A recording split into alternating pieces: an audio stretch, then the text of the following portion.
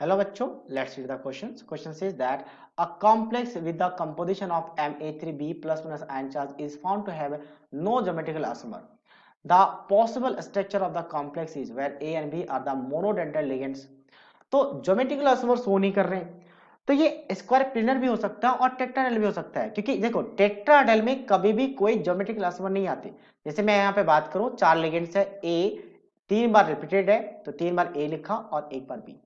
तो इनमें इसके बीच का जो डिस्टेंस अगर x है तो ये वाला डिस्टेंस a और b के बीच का भी डिस्टेंस x है, क्योंकि ये टेट्राहेड्रल कॉम्प्लेक्स है, 3D स्ट्रक्चर होता है। हमने 2D में रिप्रेजेंट किया इसलिए ऐसा लग रहा है कि डिस्टेंस अलग है, बट एक्चुअल में डिस्टेंस सेम है।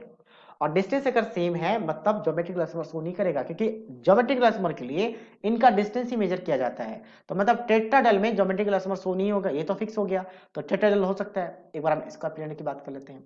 तो स्क्वायर प्लेनर में स्क्वायर होगा और उसमें प्लेन में रखेंगे तो एक 3a है तो 3a रख दिया और एक b है। तो यहां पे भी स्क्वायर प्लेनर में भी ज्योमेट्रिकल आइसोमर शो नहीं कर रहा है, क्योंकि इसके बीच का डिस्टेंस क्या है, x है। और हमने मान लो चेंज कर दिया और इसको यहां पे लेके चले गए, a को ऊपर, यहाँ पे एक काम करते इसका एक और बना लेते हैं, ठीक है। डिस्टेंस चेंज होना चाहिए था, जैसे यहाँ पे b कर दिया, यहाँ पे a और a, तो हमने b का अरेंजमेंट चेंज कर दिया। तो पहले इस a के साथ डिस्टेंस x था, ऊपर वाले a के साथ डिस्टेंस x बना लेगा, तो मतलब सेम पोजीशन है।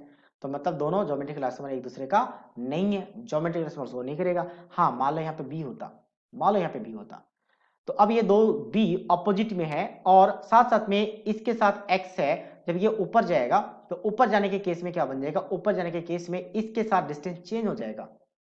सेकेंडली b का ऑपोजिट में b है, अब यहाँ पे अगर मान लो b होता, एक और b होता, ठीक है, इस तरीके से, तो b के सामने b है मतलब आसपास है और यहाँ पे ऑपोजिटली है, तो ज्योमेट्रिकल आइसोमर पॉसिबल हो सकता था। बट फिलहाल क्योंकि सेम है तो सेम होने की वजह से ज्योमेट्रिकल आइसोमर पॉसिबल नहीं है, मतलब टेट्राहेड्रल ऑक्टाहेड्रल दोनों का दोनों आंसर आ जाएगा। So that means option C, both A and B. C is the right answer of this question. So I hope you understood it well. All the best.